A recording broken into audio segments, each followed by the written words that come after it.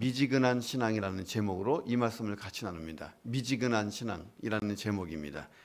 자, 교회 성장학의 아버지라고 불리는 맥가브람 박사님이 하신 말씀이 있습니다. 참 재미있는 얘기인데, 자, 교회 안에서 깨어서 활발하게 일하고 있는 교인은 대략 10%입니다.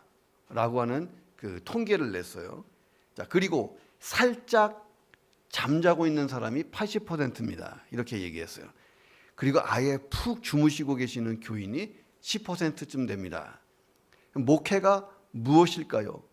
10%의 깨어 움직이는 교인들이 활기차게 일하면서 살짝 자고 있는 80%를 깨우는 것입니다. 이게 목회입니다. 자, 그리고 푹 주무시는 10%는 절대 건들지 말아야 됩니다.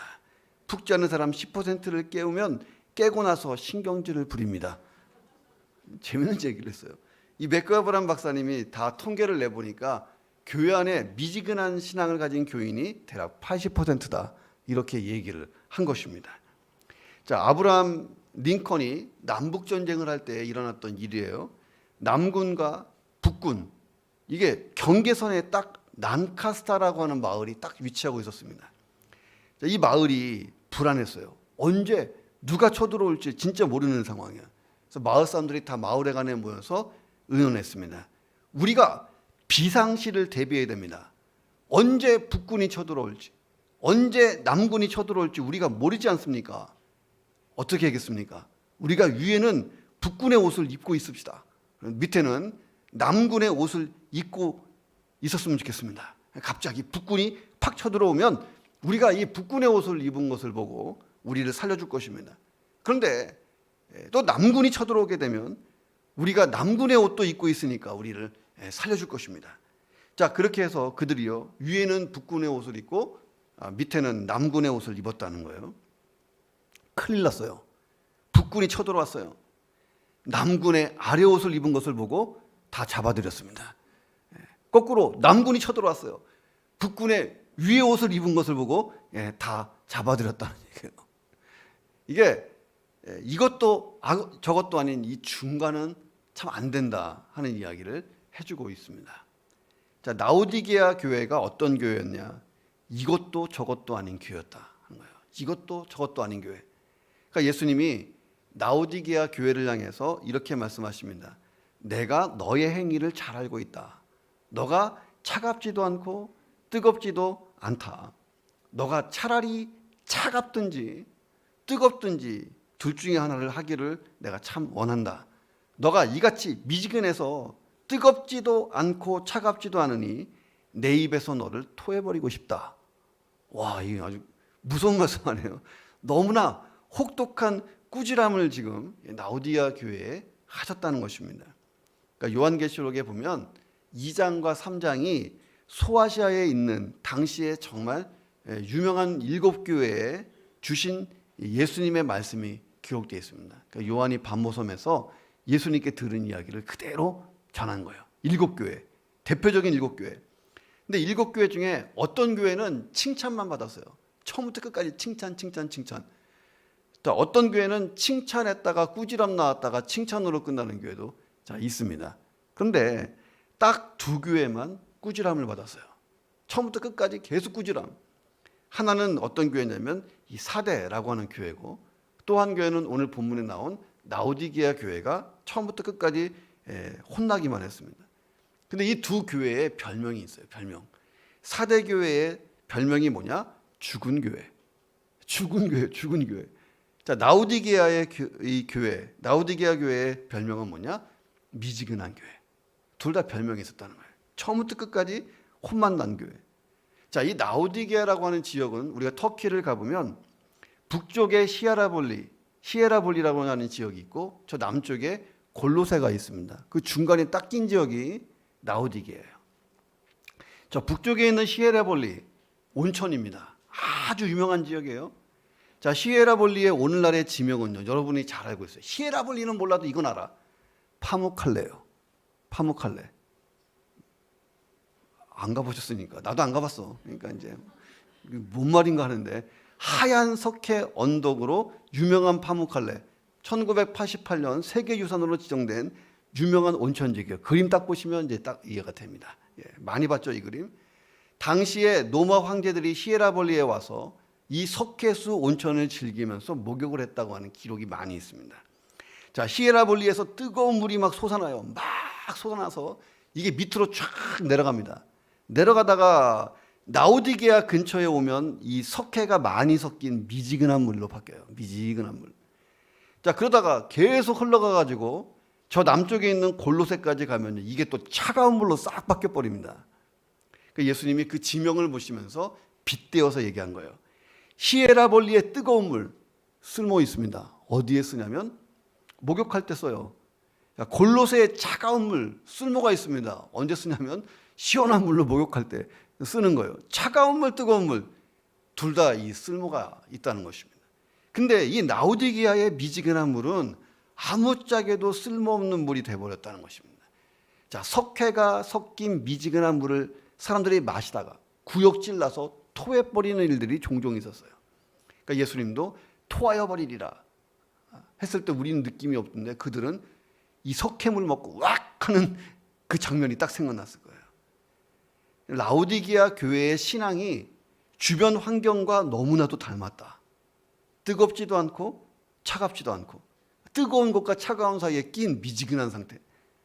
자, 이 말은 이 라오디게아 교인들이 신앙이 미성숙했다는 말이 아니에요. 예수님이 새신자, 이제 막 신앙을 막 시작한 초보 신자들에게 신랄하게 비판할 이유가 없잖아요. 예수님은 적어도 교회에서 오래된 사람들에게 막 신랄하게 얘기하는 거예요. 미성숙한 신앙인을 신랄하게 비난하는 것이 아니라 교회에서 오랫동안 신앙생활을 했던 사람들에게 하신 말씀입니다. 그러니까 이것은 불신자에게 하신 말씀이 아니고 교인들에게 하신 말씀이라는 거예요. 자, 그들의 문제가 뭐냐면, 자, 신앙의 미성숙함, 이걸 예수님이 얘기한 게 아니고 무늬만 그리스도인이었다는 거예요. 무늬만 그리스도인. 이거에 대해서 예수님이 짚어내신 것입니다. 자, 그리스도인은 맞는 것 같아요. 근데 진실한 그리스도인이 가지고 있는 열정과 헌신이 없는 겁니다. 그러니까 더 이상 영적인 성숙에 관심이 좀 없어요. 복음과 하나님 나라에 대한 헌신에도 별로 관심이 없습니다. 가만히 보면 세속적이지는 않아요. 완전히 세속적이진 않아. 그렇다고 완전히 영적이지도 않아. 딱 보면 확실히 불신자하고는 달라요. 그렇다고 완전히 영적이지도 않고 또 이런 거예요. 하나님을 사랑하지도 않아요. 그렇다고 싫어하지도 않습니다. 이게 어정쩡한 상태예요. 어정쩡한 상태. 그러니까 예수님이 쓰시고자 하는데 이 쓰실 만한 교회가 아닌 어정쩡한 상태가 됐다는 거예요.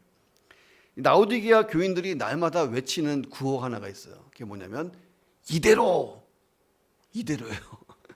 지금이 딱 좋아. 더 앞으로 헌신하는 것도 귀찮고 그렇다고 너무 뒤로 떨어지면 혼날 것 같고 그대로 있기만 하면 좋겠다는 거예요. 근데 그대로 있으면 안 된다는 거예요. 예수님 뭐라고 말씀하시냐면 내 입에서 너를 토하여 버리리라 이렇게 말씀하시잖아요. 경고하셨어요. 토해내고 싶을 정도로 역겨운 교회, 이게 얼마나 비극적이었냐 하는 거예요. 자, 내 신앙도 혹시나 뜨겁지도 않고 차갑지도 않고 이게 미지근한 신앙은 아닐까 한번 꼭 점검을 해야 됩니다. 자, 라오디게아 교회가 해야 될 일이 뭐예요? 미지근한 신앙에서 빨리 탈출하는 거예요. 빨리. 그렇다고 차가워질 수는 없잖아요. 뜨거워져야 되잖아요. 뜨거운 신앙으로 변화되는 것입니다. 그래서 생각해 보는 거예요. 미지근한 신앙이 어떻게 변화될 수 있을까 하는 것입니다. 자, 미지근한 신앙 어떻게 변화될 수 있을까? 첫 번째는요, 주님의 기준으로 나를 평가해 봐야 됩니다. 교회에서 목사님이 평가하고 성도들이 나를 평가하는 거 말고 주님의 기준으로 한번 평가해 보자는 거예요. 자, 교회는 열심히 다니는데 술을 끊지 못하는 이 술고래 교인이 한 분 계셨어요. 이 교인이 어느 날 술집으로 전화한다고 하다가 전화번호를 잘못 봐서 교회로 전화한 거예요. 자기 교회로. 때마침 그 전화를 담임 목사님이 받았습니다. 근데 이 교인이요, 목소리가 헷갈려서 술집 주인으로 착각을 하는 거예요. 아, 여기 누구 집인데요. 술 한 상자만 빨리 배달해 주세요. 자, 이렇게 주문을 내렸습니다. 그러니까 목사님이 딱 들어봐도 그 교인인 거예요. 교인이 혹시나 자기를 알아보면 무안해할까 봐 네, 그리고 모른 척하고 전화를 이렇게 끊으려고 그랬어요. 그런데 갑자기 교인이 이렇게 말하는 거예요. 목사님은 술집에 웬일이세요? 이 사람이 끝까지 착각하고 있어요. 지금 자기가 술집에 전화했다고. 예. 라우디게아 교회 문제가 뭐냐면 끝까지 착각을 하고 있다는 거예요. 착각. 라우디게아 교회의 비극이 뭐냐? 주님의 칭찬이 단 한마디도 없었다는 것입니다. 자, 라우디게아 교회에 주님이 하신 책망은 딱 두 가지예요. 하나는 너가 열정을 상실했다, 이거고, 두 번째는 자아 성찰 능력을 상실했다는 거예요. 두 가지가 없다는 거예요. 열정도 없고, 그렇다고 자기 속된 말로 꼬라지도 정확하게 못 보는, 자기 성찰 능력도 없는 이 두 가지를 짚으신 거예요. 자, 라우디게아 교회, 자, 신앙의 열정을 상실했는데, 열정을 상실한 자기의 실상을 제대로 볼 수 있는 능력도 없었다. 이게 비극이었다는 거예요. 자, 라우디게아로 흘러온 미지근한 온천수, 이것은 제대로 된 효과를 발휘할 수가 없잖아요. 원래의 가치가 크게 떨어져 있는 것입니다. 원래 뜨거워야 되는데. 자, 우리 인생의 최대의 저주가 뭐냐? 내가 들을 수 있는 최대의 저주는 뭐냐면 더 이상 당신은 쓸모가 없습니다. 여기서 절망하잖아요. 왜 사람들이 절망하는가? 이제 더 이상 나는 가치 없다, 쓸모가 없게 됐다. 여기에서부터 절망하는 거예요. 자, 근데 라우디게아 교회 성도들의 영적인 상태가 딱 이 상태라는 거예요. 당신은 더 이상 쓸모가 없습니다. 예수님이 그 얘기를 하는 거예요. 쓸모가 없게 됐다, 큰일 났다. 근데 이 쓸모없게 된 자기의 상태를 보지 못한다는 거예요. 자, 이유가 뭐냐? 왜 라우디게아 교인들은 자기의 영적인 상태를 잘 못 볼까? 성경학자들이 연구를 해보니까 딱 이 단어로 정리가 되는 거예요. 뭐냐? 교만. 교만하니까 못 보는 거예요. 자, 왜 교만했을까? 라우디게아는요, 기본적으로 풍요로운 동네였어요. 돈이 잘 회전되는 동네, 풍요하고, 그 외적인 환경이 굉장히 화려한 그런 도시였습니다. 자, 이 외적인 풍요의 환경이 자기를 살피는 눈을 가리게 했다는 거예요. 예수님이 라우디게아 교회를 향해서 17절에서 이렇게 말씀하십니다. 같이 한번 읽어보겠습니다. 시작. 내가 말하기를 나는 부자라 부유하여 부족한 것이 없다 하나 내 곤고한 것과 가난한 것과 눈먼 것과 벌거벗은 것을 알지 못하는도다. 자, 우리가 가만히 보면 예수님이 하신 말씀에 두 개의 대조가 딱 보여요. 라우디게아 교회가 스스로를 어떻게 생각합니까? 우리는 부자다, 우리는 부유하다, 우리는 부족한 것이 없다. 자, 이것이 스스로를 평가한 평가예요. 객관적인 자기들이 평가한 거예요.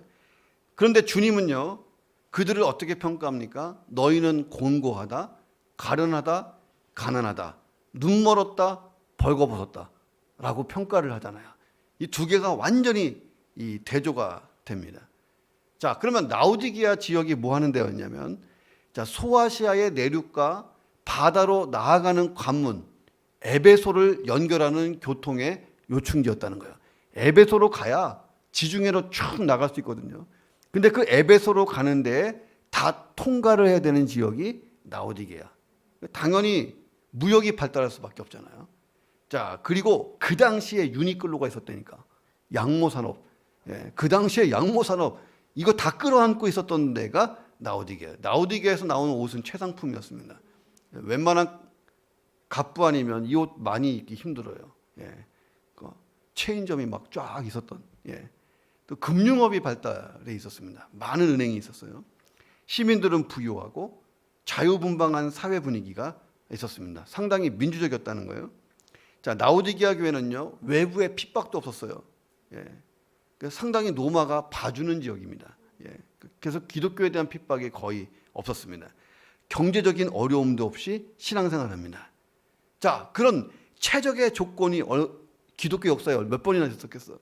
그런 최적의 조건에서 최악의 영적인 상태를 만들어냈다는 거예요. 자, 그들이 가진 부와 이 자유, 이걸 가지고 영적 성장의 발판이 돼야 되는데 이게 걸림돌이 됐다는 것입니다. 거꾸로. 자, 육적인 부와 자유, 이게 영적인 풍요와 부요함, 이 두 가지를 막 착각하기 시작했다는 거예요. 야, 내가 지금 잘 살고 있는 것 보니 주님의 은혜가 나에게 충만한가 보다, 이렇게 착각을 한 거예요. 자, 라오디게아 교인들은 이런 생각을 했어요. 내가 세상 향락을 다 누리고 싶다, 그리고 천국도 가고 싶다. 자, 이 두 가지가 같이 있는 거예요. 예, 천국도 가고 싶고 세상 향락도 누리고 싶고 타락도 하고 싶고 천국도 가고 싶고 막 이러는 거예요. 이게 무사안일주의, 신앙적 기회주의, 막 이런 태도를 막 가지고 있었습니다. 자, 예수님이 라오디게아 교인들이 전혀 헌신을 하지 않기 때문에 심판을 경고하신 것은 또 아닙니다. 자, 종교의식도 행사도 없기 때문에 예수님이 뭐라고 하신 게 아니에요. 라오디게아 교인들이요, 열심히 11조 감사원금 많이 냈습니다. 헌신도 하고 종교의식 열심히 했어요. 우리처럼 윷놀이도 하고 막 했을 거야. 많은 행사를 했습니다. 중요한 게 뭐냐면요, 적당히 하는 거예요. 적당히. 정말 자기 능력에 반도 안 되게 적당히 하는 것입니다. 그리고 스스로 할 만큼 했다고 만족하는, 예수님이 그 핵심을 찌르는 거죠. 예. 자, 그러니까 조금 더 그리스도와 복음에 대해서 조금 더 심각한 얘기가 나오면 애매한 태도를 갖춰요. 난 여기까지인데, 이 생각이 빨리 드는 거예요. 악이 팽배해도 무기력합니다. 죄에 대해서 무기력해. 복음에 대해서는 열의가 없어요. 한 영혼을 구원합시다, 뭐 아멘은 하지만 한 영혼도 구원을 못해요. 그리고 이 선한 일에 대해서 되게 냉담한 거입니다. 난 여기까지, 항상 이런 거예요. 자, 이런 라오디게아의 모습을 나도 가지고 있지 않은가 하는 것입니다. 그러니까 주일날은 교회 나와서 거룩하고 막 경건하게 예배를 드려요. 근데 주일을 제외한 나머지 6일 정도는 이게 세상 향락과 뒤집어져 갖고 같이 이렇게 살아갑니다. 내 삶의 전 영역을 하나님께 잘 드리지 못하면 이게 미지근한 신앙인으로 전락하기 딱 좋다는 거예요. 자, 주님이 더 이상 쓰시기 어려운 사람, 이 사람이 세상에서 가장 비극적인 사람이라고 저는 생각합니다. 자, 라오디게아 교회가 이 미지근한 신앙을 벗어나기 위해서는 방법은 딱 하나밖에 없어요. 뭐냐면 주님의 기준으로 자기를 평가해보는 것입니다. 자, 주님의 기준으로 평가하면요, 빨리 깨달을 거예요. 아, 나는 곤고하다, 나는 지금 가난하다, 나는 가난하구나, 눈도 멀었고 벌거벗고 있네, 이 모습이 보인다는 것입니다. 자, 이 상태는 사실은 육적인 상태를 예수님이 설명한 게 아니잖아요. 그들은 유니콜로 옷 입고 주식 통장 들고 삐까번쩍하게 지나다니는 사람이었어요. 근데 예수님이 얘기하시는 것은요, 영적인 상태를 얘기한 거예요. 그러니까 라오디게아 교회는요, 이 세상의 잣대와 별반 다르지 않는 것으로 자기들을 평가했어요. 돈 많고 지식도 있고 나는 좀 개방적이고 성격도 좋고 뭐 이런 식으로 자기를 평가했던 것 같아요. 자, 그들 중에 가장 심각한 게 뭐냐면 황금제일주의였어요. 물질적인 부요, 이게 영적인 부요하고 막 착각하는 거예요. 하나님께 적당히 드리고도 큰 헌신을 했다고 막 착각을 하는 것입니다. 이게 영적인 자아도취 같은 거거든요. 거기에 쑥 빠져 있었습니다. 자, 그런데 예수님이 좀 더 객관적으로 나의 잣대, 주님의 잣대로 냉철하게 한번 너희를 평가해보라고 말씀하시는 것입니다. 자, 14절에 보면 라오디게아 교회에 말씀하고 계시는 예수님의 모습이 이렇게 표현되어 있습니다. 아멘이시오, 충성되고 참된 증인이요, 하나님의 창조의 근본이신 이, 이렇게 되어 있습니다. 14절에. 이걸 다른 말로 하면 예수님이 하나님의 창조의 근본이라고 하니까 예수님이 만물의 주인이다, 이런 뜻입니다. 다시 말해서 아무리 세상의 부를 아무리 많이 가져도 그 부가 예수와 상관이 없으면 무익하다, 이 얘기를 지금 하고 계시는 것입니다. 만물의 주인이 예수님인데, 그렇잖아요. 다 예수님 건데 그 중에 내 거라고 이만큼 갖고 있는데 이게 예수님하고 전혀 관계가 없으면 무익한 재물이다 하는 것입니다. 라오디게아 교회가 하나님을 의지하기보다는 자신들의 부를 의지하고 살았다는 거예요. 어느 정도였냐면 AD 60년에 큰 지진이 났어요. 도시 전체가 막 깨졌어요. 폐허가 됐습니다. 로마 황제가 도와주겠다고, 지원해주겠다고 했어요. 라오디게아가 괜찮습니다, 우리가 합니다 하고 도시를 재건할 정도로 돈이 많았다는 거예요. 그런데 예수님 눈에는요, 그들이 딱 거지로 보였다는 거예요. 거지로. 자, 그런데 주님의 기준으로 나를 평가하는 방법이 뭘까? 자, 오늘 본문에서 나오지 않지만 이런 거예요. 마태복음 5장 8절에서 예수님이 하신 말씀이 있습니다. 마음이 청결한 자는 복이 있나니 그들이 하나님을 볼 것이다. 이렇게 나옵니다. 자, 생각해 보세요. 하나님을 볼 수 있는 사람이 자기 자신을 못 볼까? 보죠. 그렇잖아요. 하나님을 보는 사람이 자기 자신의 참모습을 못 볼까? 봅니다. 주님의 기준으로 나를 보려면요, 청결한 마음이 필요한 줄로 믿습니다. 자, 라오디게아 교인들의 시선은요, 세상 속에 있었어요. 자, 근데 우리의 시선은 어디에 있어야 되냐면 하나님 말씀에 있어야 되는 줄로 믿습니다. 자, 성경이 얘기하는 거예요. 하나님의 말씀이 우리를 정확히 보여주는 거울이 된다는 거예요. 그러니까 말씀을 딱 앞에 두고 내가 서 있으면, 말씀이라는 거울 앞에 서 있으면요, 내 자신이 깨끗하게 비춰진다는 거예요. 아주 적나라하게. 예. 자, 그때 내가 미지근한 신앙을 탈출할 수 있다는 거예요. 나를 향해서 주님이 얘기하는 거예요. 너가 곤고하고 가련하고 가난하고 돈도 없고 눈도 멀고 벌거벗었지 않느냐. 자, 이 안타까운 말씀이 들리지 않기를 주의 이름으로 축원합니다. 거꾸로 예수님이 얘기하시는 거예요. 너는 부자야. 부요해서 부족하기 없는 자야. 이런 칭찬이 있기를 주의 이름으로 축원합니다. 자, 미지근한 신앙 어떻게 변화될 수 있을까? 두 번째는요, 주님의 처방을 받고 치유되는 거예요. 주님이 주시는 처방전 받고 치유받는 것입니다. 자, 예수님이 라오디게아 교회의 그 영적인 이 상태, 미지근한 신앙이 변화되기 위해서 처방전을 주셨어요. 처방전. 예수님이 그들에게 너희는 곤고하고 가련하고 가난하다. 자, 그러니 내게서 불로 연단한 금을 사가라. 그래서 부유해져라. 이렇게 말씀하십니다. 내가 너에게 뭐 팔고 싶다. 나에게 사라. 그게 뭐냐면 불로 연단한 금입니다. 불로 연단한 금이 뭐냐? 이거는요, 순도 100%, 아주 순도가 높은 깨끗한 가치 있는 금을 뜻합니다. 자, 라오디게아 지역은요, 일단 기본적으로 무역을 했고 직물 산업으로 돈을 벌었어요. 금융업을 막 성행시킨 지역입니다. 그러다 보니까 배금주의가 만연했어요. 금이 모든 것의 평가 기준이었어요. 너 금 얼마큼 갖고 있어? 이게 그 사람의 인격이고 막 기준이 됐어요. 자, 라오디게아 교회의 신앙 역시 여기서 자유롭지 못했다는 거예요. 교인들이 교회 와서 예배는 드리지만 눈에 보이지 않는 것보다는 보이는 것에 관심이 더 많아요. 잡히지 않는 것보다는 잡히는 것에 더 열중하는 것입니다. 그래서 손에 금을 많이 쥐었는데 영적으로 보면 아무것도 가지고 있지 않은 거지처럼 보였다는 거예요. 자, 그런데 이 서머나 교회라는 게 있어요. 이 서머나 교회는 정반대였습니다. 요한계시록 2장 7절에서 예수님이 서머나 교회를 이렇게 평가했습니다. 같이 읽어보겠습니다. 시작. 내가 내 환난과 궁핍을 알거니와 실상은 내가 부유한 자니라. 자, 서머나 교회는 환난과 궁핍이 진짜 심했어요. 가장 많은 순교를 냈던 지역이 이 서머나 교회입니다. 예, 이 서머나 교회 충성스러운 교회였는데 딱 볼 때는요, 교인들이 꾀죄죄했다는 거예요. 지역 자체도 좀 낙후돼 있고 수많은 핍박 때문에 많이 상처를 입은 교인들이 많습니다. 환난, 궁핍, 이게 서머나 교회의 대표적인 단어였어요. 자, 그런데 예수님이 말씀하시잖아요. 실상은 내가 부유하다. 이 예수님 평가잖아요. 겉에 보기에는 환난과 궁핍인데 예수님이 보실 때는 부유한 자다. 자, 그래서 예수님이 라오디게아 교회에 너희가 서머나 교회처럼 되기 원하는데 너네가 갖고 있는 그런 금 말고 불로 연단한 금을 사라, 소유해라, 이렇게 말씀하십니다.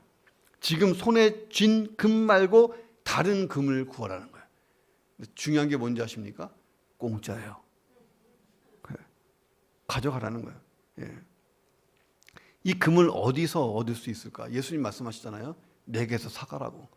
근데 공짜예요.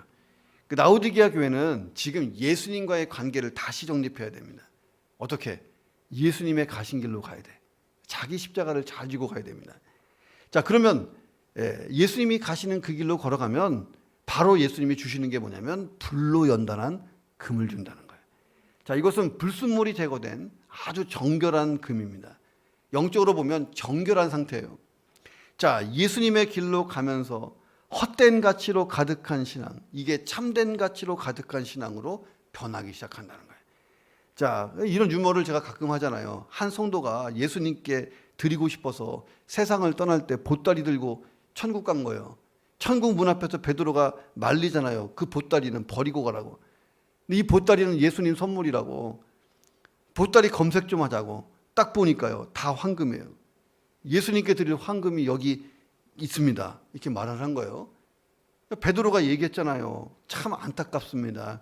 천국에서 황금은요, 보도블록에 쓰인데 까는데 쓰입니다. 했다잖아요.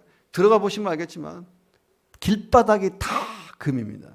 그러니 이 금이 뭐가 이렇게 쓸모가 있냐고 했다는 거예요. 황금 말고 예수의 길을 걸으면서 만든 진짜 불로 연단한 금, 그것만 갖고 오라는 거예요. 정금 같은 믿음의 흔적, 그것만 천국에 가지고 들어가는 줄로 믿습니다. 그러니까 예수님이 벌거벗었다 이렇게 진단했잖아요. 벌거벗었으니 어떻게 해야 됩니까? 옷을 사야 되잖아요. 그러니까 너네 그 유니클로 옷 말고 흰 옷을 사라. 이것도 공짜예요. 흰 옷을 사서 벌거벗은 수치가 안 보이게 좀 하라고 말씀하신 거예요. 내가 민망하다. 벌거벗고 있지 않냐. 흰 옷을 사라. 자, 이 아이러니한 게 라오디게아 지역에는 금도 많았지만 직물업 때문에요. 큰 수익을 올리는 곳이라 좋은 옷이 흔했다는 거예요. 우리 한국에서 젊은 대학생들이 일본에 요새 많이 놀러 오잖아요. 일본 유니클로 오면요, 화를 내요. 야, 씨, 한국 거보다 좋네. 똑같은 유니클로인데 한국 거보다 질이 좋아. 똑같은 제품인데도 뭐가 좀 더 들어갔다 그래요. 가격이 더 싸대요. 그래서 참 많이 와서 싸들고 갑니다. 참 좋은 것 같아. 좋은 옷이 흔해요. 모직물의 명산지. 입고 다니는 옷이 화려하고 고급스럽습니다. 이 라오디게아 지역의 가장 유명한 컬러가 뭐냐면요, 검은색이에요. 검은색, 아주 고급스러운 검은색 옷을 입으면 에이스 대접을 이렇게 받는 거예요. 예수님은 뭐라고 말씀하십니까? 그 검은 옷 말고 흰 옷. 흰 옷을 사가라. 나에게서 흰 옷. 이 흰 옷이 무엇을 상징할까요? 의롭고 정결한 것을 상징하는 것입니다. 자, 흰 옷이라는 것은 죄를 용서받은 성도들이 입는 깨끗한 성결의 옷이에요. 그러니까 예수님이 우리에게 성결의 옷을 이미 입혀주셨잖아요. 우리 예수를 믿을 때. 자, 근데 그 옷을요, 놔두고 벌거벗은 수치를 당하고 다닌다는 거예요. 왜? 죄가 막 타고 들어와서 더러움이 막 그대로 남아있는 상태로 돌아다니는 것입니다. 자, 아무리 화려한 옷을 입었어도 예수님이 보시기에 영적으로 벌거벗은 상태, 이게 라오디게아 교회였다는 거예요. 의와 정결한 옷을 입어야 된다. 내가 주님 앞에 다시 서는 날, 주님이 오시는 그날 나는 무슨 옷을 입고 예수님 앞으로 나아가야 될까? 성경에 보니까요, 천국 잔치가 진짜 열렸어요. 천국의 잔치가 열렸어요. 많은 사람이 들어가는데 어떤 사람이요, 들어갔다가 쫓겨났잖아요. 왜? 옷을 잘못 입었어. 옷을 잘못 입고 들어왔어요. 너는 예복 안 입고 뭐냐? 하고 예복을 안 입었다고 해서 쫓겨났잖아요. 이 예복이 뭡니까? 예수님의 보혈로 덮여진 의와 정결의 옷이에요. 그리고 우리가 이 땅에서 신앙생활하면서 만들어낸 의와 정결한 삶인 줄로 믿습니다. 그러니까 내가 어떤 옷을 입고 있느냐는요, 진짜 주님이 보시고 판단하신다는 거예요. 주님이 판단하실 때에 내 옷은 정말 하얀 흰 옷이 되기를 주의 이름으로 축원합니다. 예수님이 또 하나 금에 대해서 얘기하고 옷에 대해서 얘기하고, 하나는요, 눈에 대해서 얘기한 거예요. 너희가 눈 멀었다, 잘 못 본다. 이 얘기를 들었을 때 그들은 충격이었을 거예요. 예수님이 뭐라고 말하냐면 안약을 사서 눈에 발라라. 그러니까 예수님이 세 가지를 판매하고 있었어요. 예수님 슈퍼마켓. 금, 흰옷, 그러니까 불로 연단한 금, 흰옷, 그 다음에 안약, 이 세 가지를 파는 거예요. 이거 사가, 이거 공짜야, 공짜. 빨리 사가서 치료받으라는 거예요. 안약을 사라. 눈에 발라라. 재밌는 게 라오디게아 교회는요, 그 지역이 세계적으로 유명한 불이기한 안약이 생산되는 지역이었어요. 야, 1세기에 눈에 넣는 안약을 만든 지역이에요. 안과 대학이 있었던 곳, 이게 라오디게아 지역이었습니다. 자, 그들이 그런 곳에 살았어요. 그래서 눈 아픈 환자가 별로 없어. 근데 예수님 뭐라고 말씀하면 너희가 맹인이다. 어떻게? 영적으로 맹인이라는 거예요. 그러니 그 눈을 치료할 안약을 나에게서 사가라는 것입니다. 그들은 발달한 의학 때문에 육신의 눈은 정말 밝았을지 모르는데 영적으로 잘 보지를 못했다는 거예요. 그들에게 필요한 게 뭐냐면 영적인 눈을 떠서 보는 거예요. 자, 나는 어떤 처방전이 필요한가 생각해 보세요. 나는 진짜 불로 연단한 금이 필요한가? 흰 옷을 사야 될까? 안약일까? 아니, 난 셋 다 필요한가? 셋 다. 그러니까 예수님이 영적인 슈퍼마켓을 열고 이 세 가지 물건을 가득 담아놓고 파시는 거예요. 공짜다. 누구든지 와서 사가라. 애타게 기다리시는 거예요. 공짜로 주는데도 안 사가니까 사가세요, 사가세요. 많이 사서 미지근한 신앙을 빨리 탈출하시기를 주의 이름으로 축원합니다. 자, 미지근한 신앙 어떻게 변화될 수 있을까? 마지막 세 번째는 주님과의 관계가 풍성해져야 이거 해결됩니다. 자, 예수님은 어느 교회보다도 더 신랄하게 이 라오디게아 교회를 책망했어요. 자, 그런데 예수님은 19절을 가만히 보면 여전히 라오디게아 교회를 어떻게 부르냐면 내가 사랑하는 자 이렇게 부르십니다.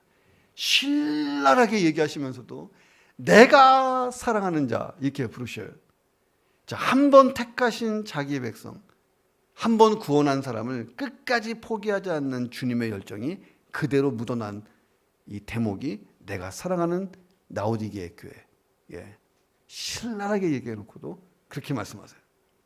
자, 사랑하기 때문에 책망하고 사랑하기 때문에 지금 징계하고 있다고 말씀하시는 거예요. 자, 미지근한 신앙을 가진 라오디게아를 향한 예수님의 정말 애끓는 사랑이 보이는 거예요. 자, 오늘 우리가 이 미지근한 신앙에서 내가 벗어날 수 있는 희망, 이유가 뭐냐면 나를 향한 애끓는 주님의 사랑이 계속되기 때문인 줄로 믿습니다. 십자가에서 물과 피 흘려 나의 죄값을 대신 치르고 구원하신 그 사랑 때문에 그 사랑을 받았음에도 여전히 내 신앙은 미지근하지만 끝까지 포기하지 않고 기다려주는 그 사랑 때문에 나는 변화될 줄로 믿습니다. 자, 예수님이 라오디게아 교회를 향해서 얘기해요. 내가 열심을 내라, 회개해라, 막 이렇게 말씀하십니다. 여기에서 열심을 내라 할 때 이 열심, 열정을 영어로 얘기하면 인듀지에즘이라는 단어가 있어요. 라틴어 하나님에 해당하는 데오스라고 하는 단어하고 어디 안에라고 하는 n이 결합된 합성어에서 이 열정이라는 단어가 나옵니다. 자, 그러니까 하나님 안에 있으면 열정이 발생한다는 거예요. 자, 예수님이 라오디게아 교회에게 영적으로 이 식어진 가슴에 성령의 불이 붙기를 막 기대하신 거예요. 자, 어떻게? 영적인 온도를 올리라는 것입니다. 영적인 온도를 올려요. 자, 우리가 누군가를 사랑하면요, 가슴이 따뜻해지잖아요. 콧날이 시큰해지고 뭐 눈이 아파오네요. 뭐 그런 노래가 있잖아. 이게 사랑에 빠지면 그렇게 되는 거예요. 영적인 온도가 막 올라가. 그러니까 예수님과의 깊은 관계 속에 들어가면 온도가 올라갑니다. 영적인 온도가 올라가면요, 별일이 다 일어나요. 마리아가 어떡합니까? 옥합을 송두리째 깨서 예수님 머리 위에 붓고 예수님을 축복하잖아요. 베드로가 주님이시다. 자, 이 말 한마디 듣고 예수님께 가려고 물속을 뛰어들잖아요. 영적인 온도가 막 올라가니까. 이사야에게 내가 누구를 보내며 누가 우리를 위하여 가겠는가? 주님이 이렇게 말씀하시니까 내가 여기 있습니다. 나를 보내소서. 이렇게 막 손들고 나오잖아요. 영적인 온도가 올라가면 이런 일이 따르는 거예요. 예수님이 제자들에게 나를 따르라. 그들이요 배와 그물을 다 버려두고 예수님을 막 따라갔습니다. 자, 이게 열정인 줄로 믿습니다. 자, 우리에게 이 열정이 회복되어야 된다는 거예요. 나의 영적인 온도가 올라가야 돼. 자, 하나님께서 이 열정을 불태울 심지를 이미 우리 안에 박아 놓으신 거예요. 자, 방법은 성령의 불만 붙으면 내 안에서 이 열정이 활활 타올라요. 자, 우리는 오늘 이 라오디게아 교회를 보면서 이게 혹시 내 형편이 아닌가를 생각해 봅니다.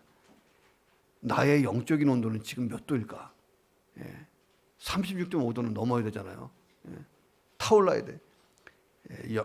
영적인 온도가 떨어지면요, 육적인 온도가 올라가. 그러면 또 죄악이 터지기 시작하는 거예요. 자, 성화 중에, 우리가 알고 있는 성화 중에 윌리엄 홀만 헌트가 그린 세상의 빛이라고 하는 유명한 그림이 있어요. 여러분이 딱 보시면 알 수 있습니다. 자, 우리가 쉽게 볼 수 있는 성화인데 이 그림을 가만히 보면, 자, 한 사람이 등불을 들고 있어요. 이 등불을 들고 있는 분은 예수 그리스도입니다.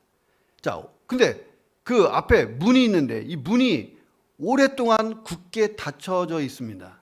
그 문 앞에 예수님이 서 있는 거예요. 예수님 손 오른쪽에 이제 이게 문입니다. 문.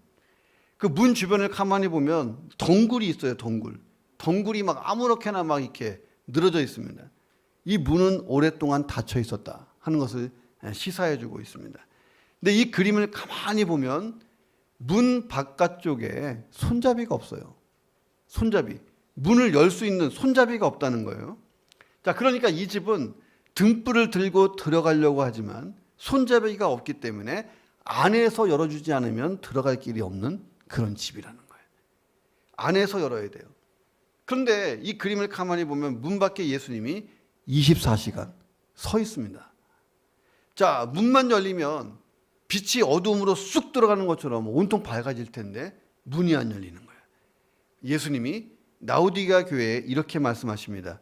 볼지어다 내가 문 밖에 서서 두드리노니 누구든지 내 음성을 듣고 문을 열면 내가 그에게로 들어가 그와 더불어 먹고 그는 나와 더불어 먹으리라. 이렇게 말씀하셨어요.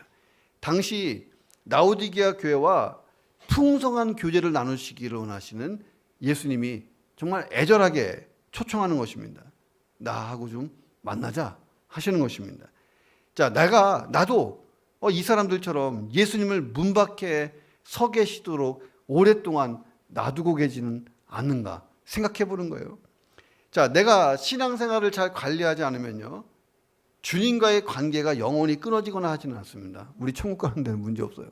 그러나 교제는 얼마든지 끊어질 수 있어요. 내가 예수님을 믿고 산다고, 예수님을 믿었다고 하지만 천국은 갈 수 있지만 예수님과 이 교제가 일시적으로 중단되는 경우가 있어요. 딱 이런 거예요. 부부가 살아요. 혼인관계 있습니다. 법적으로 부부예요. 부부입니다. 자, 그런데 한 지붕 안에 살지만요, 사랑 없이 사는 거예요. 너는 너고 나는 나야. 이렇게 될 수 있다는 거예요. 자, 한 지붕 아래에서 사랑 없이 사는 부부처럼 예수님과 우리가 연결은 돼 있지만 사랑 없이 살 수 있다는 거예요. 자, 이 그림을 가만히 보면 시간이 밤이다. 어두컴컴하잖아요. 밤인 것을 알 수 있어요. 자, 더불어 먹고 더불어 먹으리라. 자, 여기에서의 먹는다는 것은요, 만찬을 뜻해요. 저녁 시간. 예수님이 저녁 시간에 문을 두드리는 거예요. 자, 이스라엘 사람들은요, 아침에 이 빵을 포도주에 찍어서 이렇게 주로 먹습니다. 점심은요, 점 찍듯이 지나가요. 안 먹기도 하고 비스켓 몇 개 먹고 지나가기도 합니다. 그래서 아침 먹고 보통 출근할 때 과자 같은 거 가방에 넣어서 커피나 좀 마시다가 그냥 휙 지나갑니다. 그런데 저녁은요, 이빠이 먹어요. 많이. 이 사랑, 친밀감, 막 신뢰를 나누면서 오랫동안 풍성하게 먹는 게 이스라엘의 식사 습관입니다. 자, 고대로부터 지금까지 음식을 나눠 먹는다는 거는요, 화해한다, 서로 신뢰한다, 서로 친밀하다, 이런 표시잖아요. 그러니까 예수님이 세상에 오셨을 때 세리와 죄인들을 만나 주시면 꼭 하신 게 뭐냐면 같이 밥 먹었어요. 밥 먹었습니다. 자, 제자들도 예수님과 함께 유월절 만찬을 나누면서 교제했잖아요. 예수님은 지금도 우리와 풍성한 교제를 원하신다는 거예요. 내 문 밖에 서서. 자, 라오디게아 교회의 치명적인 문제가 뭐냐면 예수님을 밖에 세워둔 채 문을 꽁꽁 걸어 잠갔다는 거예요. 문을 열어야 된다는 거예요.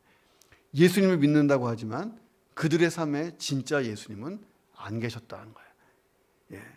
자, 어느 아버지와 아들이 교회를 가다가 그 교회의 복도에 있는 윌리엄 홀만 헌트의 그림을 보게 됐어요. 문을 두드리시는 예수님. 방금 봤던 그 그림을 본 거예요. 아들이 아빠에게 물어요. 아빠, 저 그림은 뭐예요? 아빠가 얘기합니다. 예수님이 문 밖에 서서 두드리는 그림이지. 아들이 또 물어요. 그런데 왜 문은 안 열려요? 라고 묻습니다. 아빠가 무심코 대답해요. 그림이니까 안 열리지. 그랬다는 거예요. 그림이니까 안 열리지. 자, 그러니까 이 아들이 기가 막힌 대답을 내놓은 거예요. 뭐라 그랬냐면, 틀렸어 아빠. 집안에 있는 사람들이 너무 시끄럽게 떠드니까 예수님이 문 두드리는 소리를 못 듣고 있는 거야. 상당히 철학적인 얘기를 했어요. 이게 정답이잖아요, 정답. 자, 내 삶이 너무 세속적이고요. 내 신앙이 너무 열정도 없고 예수님을 알지만 예수님의 생명이 내 안에 역사하지 않으니까 예수님이 문 두드리는 소리가 안 들린다는 거예요. 나를 찾고 있는 소리가. 제가 좋아하는 노래 중에 가시나무새라는 게 있어요. 내 속엔 내가 너무도 많아 당신의 쉴 곳이 없네 하는 노래가 있어요. 내 속에 내가 너무 꽉 차 있으니까 당신이 들어와서 쉴 곳이 없다. 예. 미지근한 신앙 때문에 그렇다는 거예요. 언제까지 예수님을 내 마음 밖에 서 계시도록 해야 되느냐 생각해 보는 것입니다. 옆 사람과 한번 인사합니다. 언제까지 그러실렵니까?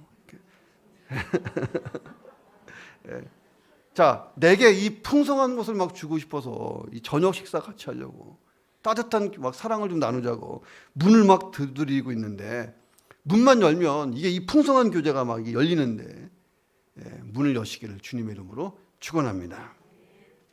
이 병균 있잖아요, 바이러스. 이 바이러스는 뜨거운 음식에는 없어요. 죽습니다.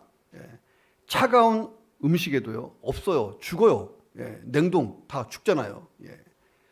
이 병균 바이러스는요 미지근한 데서 번식하는 거예요. 제일 잘 번식해요. 자, 우리의 신앙도 마찬가지예요. 내가 미지근하게 있으면 온갖 유혹이 틈타고요 마귀가 역사하기 시작합니다. 자, 미지근한 신앙을 뜨거운 신앙으로 바꿔야 된다는 거예요. 예수님이 뜨거운 신앙에 대해서 약속하신 게 있어요. 21절 같이 읽어봅니다. 시작. 이기는 그에게는 내가 내 보좌에 앉게 하여 주기를 내가 이기고 아버지 보좌에 함께 아는 것 같이 하리라. 자, 이기는 그, 여기서 이기는 그는 누구냐면 미지근한 신앙을 이겨낸 사람이에요. 이겨낸 사람, 그들은 예수님 보좌에 같이 앉혀주겠다는 거예요. 예수님 보좌가 어디입니까? 하나님 보좌 우편이잖아요. 자, 이 자리는 예수님이 십자가의 죽음과 부활을 통해서 얻은 귀한 자리예요. 자, 근데 이 미지근한 신앙을 이겨낸 모든 사람들에게 그 자리에 앉는 영광을 주시겠다는 것입니다. 야, 당장 이 미지근한 신앙을 이겨내야 되지 않느냐는 거예요. 보좌에 앉겠다는 것은요 통치권을 뜻하는 거예요. 자, 성경은 우리가 예수님과 함께 새하늘과 새 땅에서 온 우주를 영원히 다스릴 거라고 증거하고 있습니다. 자, 내가 잘나서가 아니고 예수님 공로 때문에 그 영광이 오는 거예요. 자, 그러면 나는 이미 그 보좌에 앉을 사람이잖아요. 그럼 보좌에 앉을 사람답게 신앙생활을 하라는 것입니다. 어떻게 하느냐? 미지근한 신앙에서 탈출해야 되는 줄로 믿습니다. 기도하겠습니다. 하나님, 내 신앙이 미지근합니다. 이 미지근하고 하나님 뜨겁지도 않고 차갑지도 않은 이 어정쩡한 미지근한 상태가 변화되게 하여 주옵소서. 예수님의 눈으로 그 기준으로 나를 평가하고 내 실상을 보게 하여 주시고 예수님 주시는 불로 연단한 그 흰옷 안약으로 나를 치유하게 역사해 주옵소서. 주님과의 풍성한 관계를 누리기 위하여 나를 찾으시는 주님 앞에 엎드리게 하여 주시옵소서. 우리 한번 통성으로 기도합니다. 하나님 아버지 감사합니다. 그렇습니다. 우리의 인생이 그러하기를 간절히 기도합니다. 하나님, 내가 미지근한 신앙이 있고 오랜 세월 변하지 않습니다. 하나님, 내가 나의 기준이 되는 것이 아니고 세상이 나의 기준이 되는 것이 아니고 사람이 나의 기준이 아니라 주님이 나의 기준 되어서 나를 다시 평가하고 내 영혼의 실상을 볼 수 있게 도와 주시옵소서. 그리고 주님이 주시는 불로 연단한 금으로 하나님 내 인생을 채우게 하시고 흰옷을 입어서 하나님 정결하게 하시며 안약을 바르고 하나님 내 영적인 눈이 띄어지게 도와 주시옵소서. 주님과의 풍성한 관계를 누리기 원합니다. 내 마음문 밖에서 나를 만나기 위해 기다리는 그 예수님 만나게 하여 주시옵소서. 문을 열게 하여 주시옵소서. 신앙의 더 깊은 곳으로 우리가 들어갈 수 있도록 우리 영혼을 치유하시고 새롭게 해 주시옵소서. 주님 역사에 주시옵소서. 주님 채우시옵소서.